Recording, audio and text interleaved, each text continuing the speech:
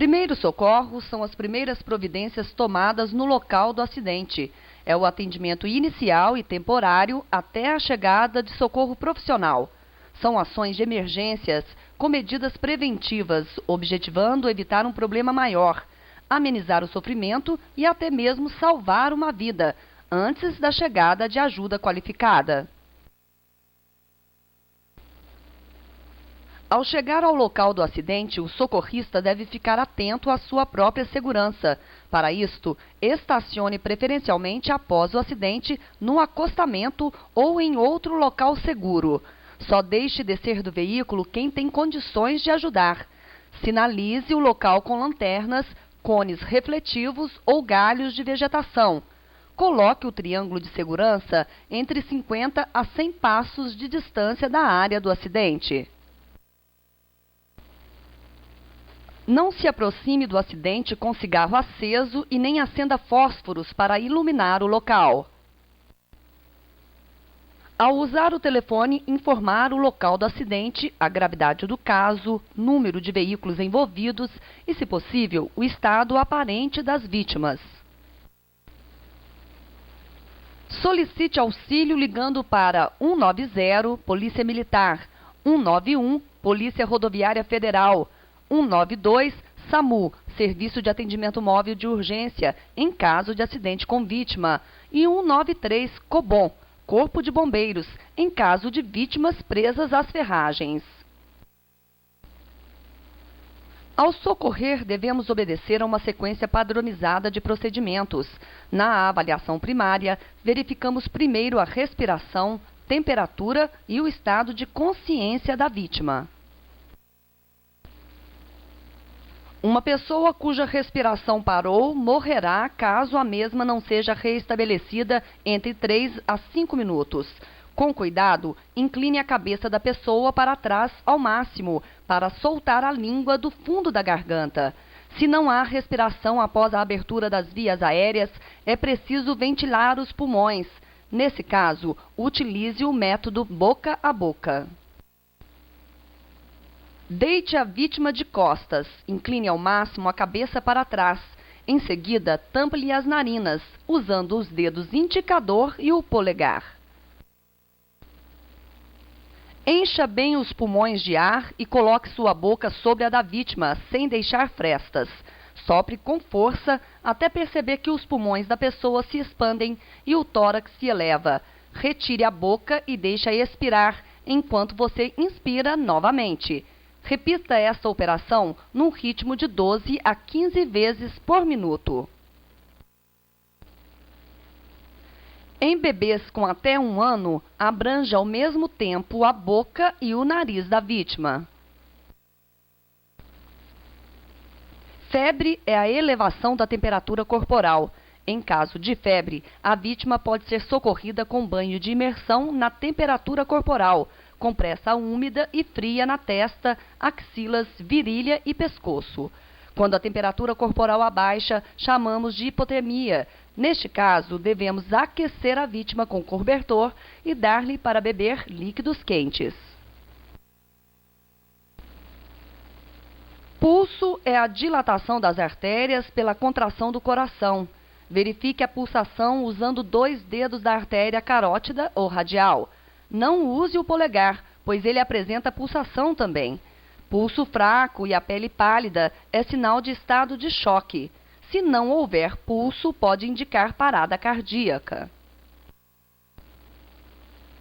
Na parada cardíaca, os lábios e as unhas ficam imediatamente azulados, as pupilas dilatadas e a vítima apresenta palidez acentuada. Execute imediatamente a massagem cardíaca. Localize a metade inferior do osso externo, subindo 2 dedos a partir do início da costela. Coloque a base de uma das mãos neste local e a outra mão sobre a primeira. Mantenha os braços esticados e pressione com bastante vigor, comprimindo o coração de encontro à coluna vertebral. Repita esta operação de 60 a 100 vezes por minuto. Em bebês com até 1 ano, faça a massagem cardíaca usando 2 dedos. Em crianças, use apenas a base de uma das mãos. Na parada cardiorrespiratória, a vítima, além de não respirar, sofre parada cardíaca. Aplique a RCP, respiração cardiopulmonar, executando 15 compressões torácicas para 2 insuflações. O estado de choque é causado por problemas circulatórios. Os sintomas são pulso rápido e fraco, palidez acentuada, suor na testa e palma das mãos, pele fria e pegajosa, respiração curta, rápida e irregular e agitação. Como proceder com a vítima em estado de choque? Realize um rápido exame na vítima. Conserve a vítima deitada, com a cabeça mais baixa que o tronco. Levante as pernas da vítima cerca de 30 centímetros. Afrouxe a roupa em volta do pescoço, no peito e na cintura. Mantenha a respiração e agasalhe a vítima. No caso de desmaio, os sintomas são palidez, tontura, frio, corpo amolecido e sem força. Deite a vítima com a cabeça mais baixa que o corpo ou no mesmo nível. Se possível, mantenha as pernas ligeiramente levantadas, desaperte as roupas e aplique compressa fria no rosto e na testa. Análise da cor da pele. Avermelhada, início do envenenamento por monóxido de carbono. Azulada, queda de oxigenação por obstrução das vias aéreas. Pálida, estado de choque e doenças cardiovasculares. Dilatação e reatividade das pupilas. Quando as pupilas apresentam-se contraídas, trata-se de miose. Midríase, quando as pupilas estão dilatadas. No traumatismo craniano ou derrame cerebral, uma pupila fica dilatada e paralisada, enquanto a outra fica normal. Na parada cardíaca ou morte, as pupilas ficam dilatadas e não reagem à luz. Avaliação secundária é o tratamento dado à vítima consciente. O socorrista deve observar se existe ferimentos na cabeça, tórax ou no abdômen, queimaduras, fraturas nos braços e pernas e ainda se há suspeita de lesão na coluna. Ferimentos na cabeça pode deixar a vítima agitada, nervosa, às vezes inquieta ou o inverso, deprimida, sonolenta e podem levar ao coma profundo. Ao socorrer, mantenha a cabeça mais alta que o corpo. Coloque sobre o ferimento gaze ou pano limpo. Pressione levemente para estancar a hemorragia. Se a vítima apresentar estilhaços de vidro nos olhos, você deverá tampá-los com panos limpos e levar a vítima para o hospital. Não tente retirar os estilhaços, pingar colírio ou lavar os olhos. Ferimentos abertos no tórax devem ser cobertos com gaze ou panos limpos para evitar a entrada de ar nos pulmões. Hemorragia é o rompimento de vasos sanguíneos. As principais artérias do corpo humano são temporal, carótida, radial, femoral e tibiais.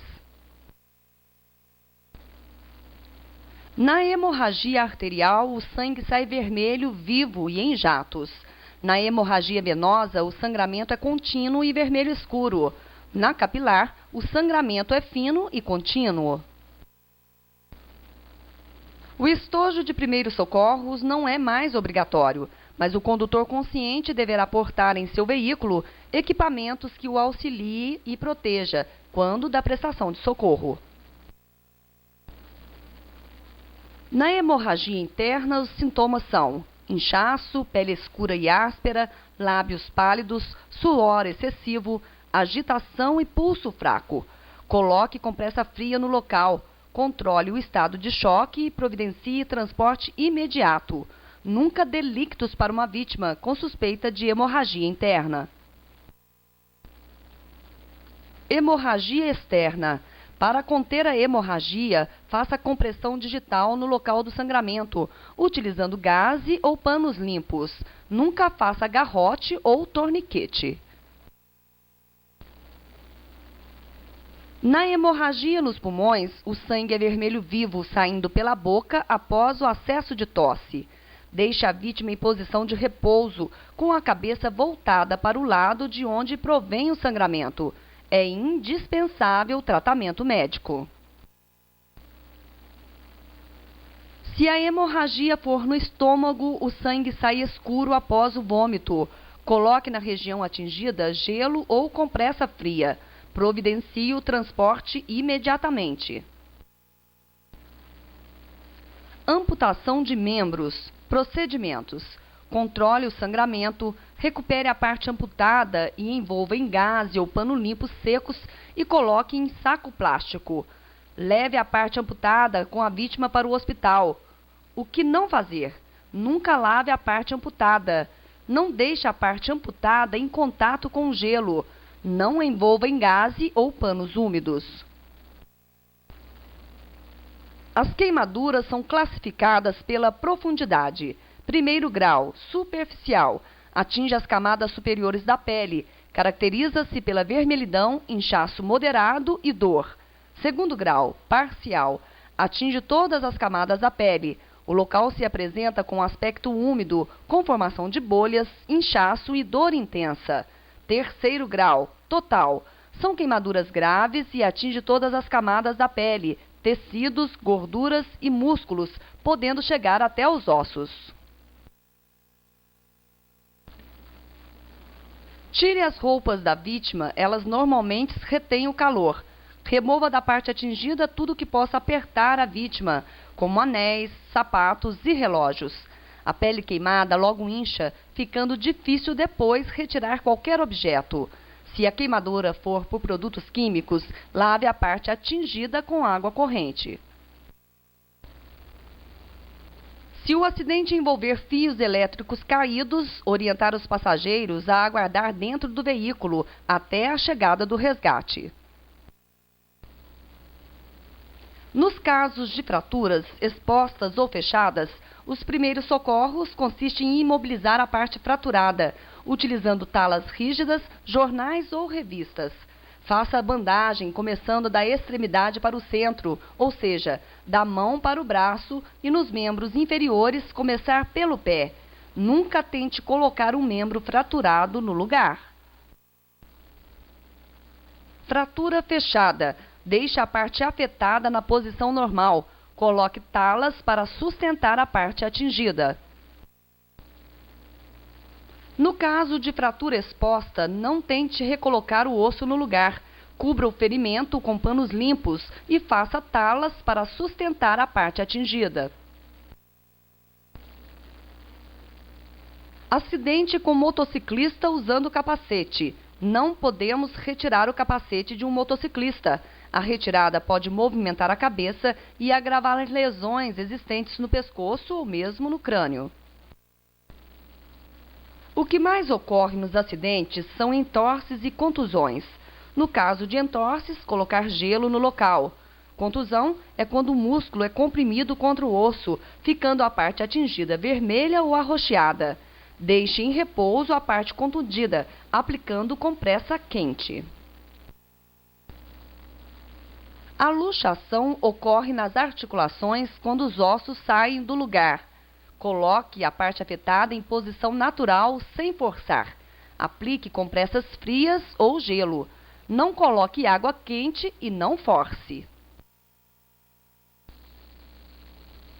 Quando uma pessoa encontra dificuldades para realizar movimentos, constata-se uma paralisia. Neste caso, teste a mobilidade, pedindo para a vítima movimentar um dos membros. Teste também a sensibilidade, tocando ou beliscando a parte a ser examinada. A incapacidade de mover pernas e braços logo após um acidente pode indicar lesão na coluna em nível lombar ou cervical. Neste caso, muito cuidado ao prestar socorro. Só toque ou transporte a vítima se ela estiver correndo risco de morte, como em caso de hemorragia interna, perigo de explosão, incêndios e etc. O trabalho de remoção só deve ser realizado por pessoal especializado e com equipamentos apropriados. Quando numa emergência este transporte tiver que ser realizado por você, lembre-se que uma manipulação mal feita pode causar sérios problemas à vítima, principalmente se houver fraturas na coluna, bacia, no tórax ou no crânio. Em alguns casos, pode ser necessário mover as vítimas, como, por exemplo, quando o local for perigoso, quando houver perigo de fogo ou explosão, quando houver acidentes com veículos transportando produtos perigosos, cinto de segurança dificultando a respiração, suspeita de infarte, entre outros. Se necessário transportar uma vítima, você deve examinar a cabeça e o pescoço se existem corpos estranhos na boca e olhos, sangramentos no nariz, ouvidos e coloração dos lábios, coluna vertebral, se há transformações no formato, tórax, membros inferiores e superiores, se há ferimentos, fraturas ou dificuldade respiratória, abdômen, se há dor ou alterações na textura da pele. Improvisando uma maca. Abotoe 2 camisas ou um paletó em 2 varas resistentes, ou enrolando um cobertor dobrado em 3 em volta de tubos de ferro, ou ainda usando uma tábua larga.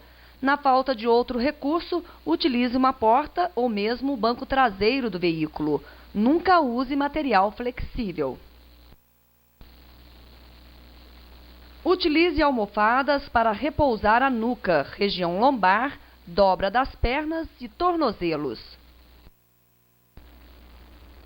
Ajudado por 3 ou mais pessoas, procedam da seguinte forma: a primeira pessoa segura a cabeça, a segunda o dorso, a terceira as nádegas e coxas e a quarta as pernas e os pés, todos marcando o passo lentamente a um só tempo. Levantam a vítima e a colocam sobre a maca, tomando cuidados para não dobrar a coluna, a fim de evitar o agravamento da lesão. Transporte com cuidado e peça ao motorista para evitar freadas bruscas. Prestar socorro é um dever de todos e um ato de solidariedade humana. Lembre-se apenas do que você não pode fazer para evitar o agravamento das lesões. Não movimente a vítima, não faça torniquete ou garrote, não tire o capacete de um motociclista, não dê líquidos para a vítima ingerir.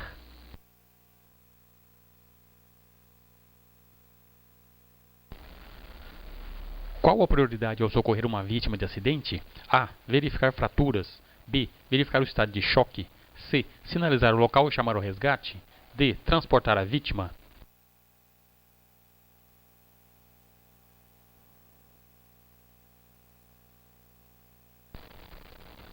O que não se deve fazer em um acidente de trânsito? A. Abandonar a vítima de acidente com o pretexto de fugir do flagrante. B. Omitir socorro. C. Remover a vítima das ferragens sem estar preparado. D. Todas as afirmativas acima.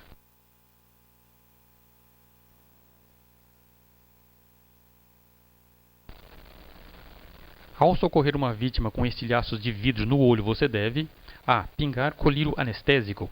B. Retirar com pinça os estilhaços de vidro. C. Tampar o olho da vítima e levar ao hospital. D. Lavar o olho com água e sabão.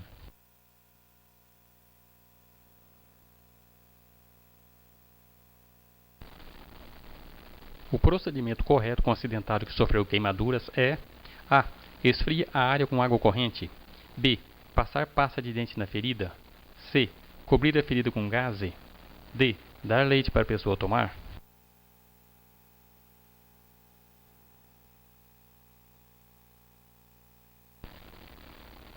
O SAMU foi criado para dar atendimento a qualquer tipo de emergência relacionada: A. Exclusivamente aos acidentes de trânsito. B. À saúde, excluindo os acidentes de trânsito. C. Exclusivamente às pessoas que passam mal dentro do veículo. D. À saúde, incluindo acidentes de trânsito.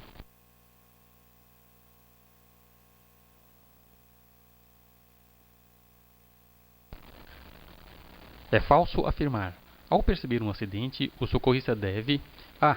Preocupar-se primeiro com sua segurança. B. Só deixar descer do veículo quem tem condições de ajudar. C. Sinalizar o local com triângulo. D. À noite, iluminar o local acendendo fósforos.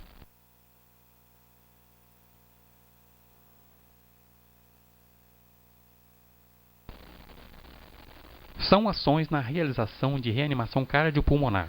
A. Observar corpo estranho na boca. B. Manter o ritmo de 15 respirações por minuto. C. Ver, ouvir e sentir a respiração e movimentação do tórax. D. Todas acima.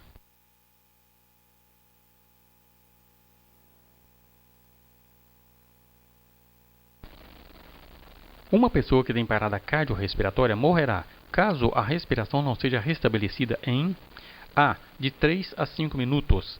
B. De 10 a 15 minutos. C. De 2 a 4 minutos. D. De 5 a 10 minutos.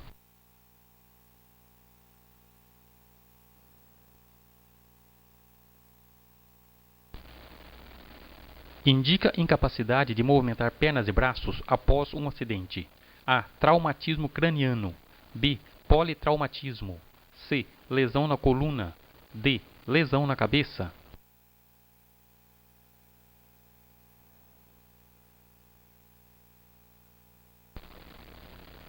Nas contusões devemos A. Aplicar compressa quente na parte arroxeada. B. Deixar em repouso a parte contundida e aplicar compressa de gelo. C. Lavar a parte atingida com água corrente. D. Enfaixar a parte atingida aplicando antes pomada antitérmica.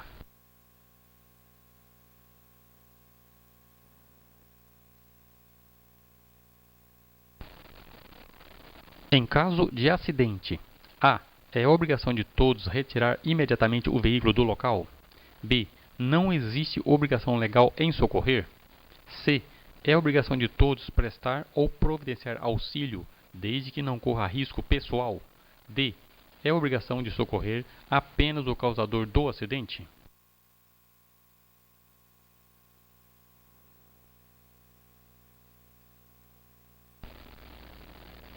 O melhor local do corpo para se verificar a pulsação é A. Em alguma veia saliente. B. No pé. C. No punho. D. No pescoço.